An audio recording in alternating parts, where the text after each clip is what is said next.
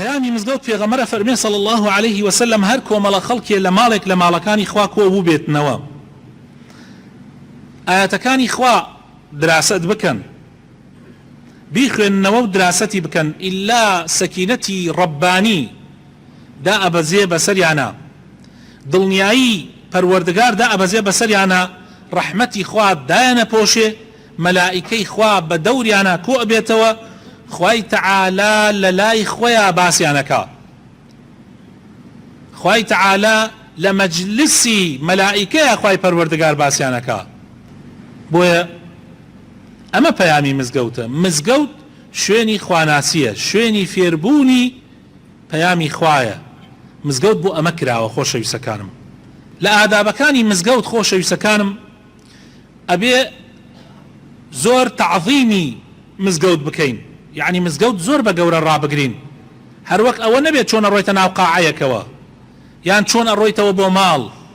ڕووەکەمە ئێوەی گەنج ئەوانەی کەوا تازە پێگەن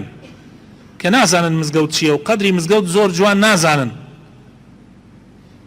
ڕووەکەمە ئەوانە و پیان ئەڵێم خوای تەعالا ئەفەرمێ ذلك ومن يعظم شعائر الله فإنها من تقوى القلوب هەر کەسێ دروشمەکانی خوا بە گەورە بزانێ ئەوە بەڵگەیە کە دڵی پڕ لە تەقوایە معناها ئەو کەسە دڵی تەقوای تایە سورەتی حەج ئاەتی 32 لە سورەتی نور ئاەتی 36 خوای تەعالا ئەفەرمێ في بيوت أذن الله أن ترفع ويذكر فيها اسمه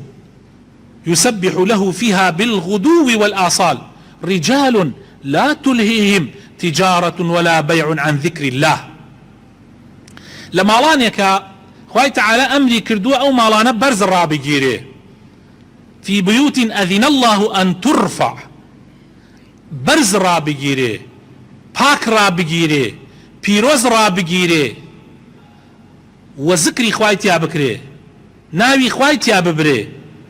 تسبيحاتي خوای تیا بکره بيانيان و ايواران كيكا بياوانيك رجال تجارة مال دنيا وثروة سامان دنيا منصب بلو بيانان خلطيني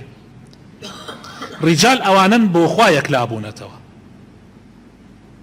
منصب بلو بيانان خلطيني بارو بول نان خلطيني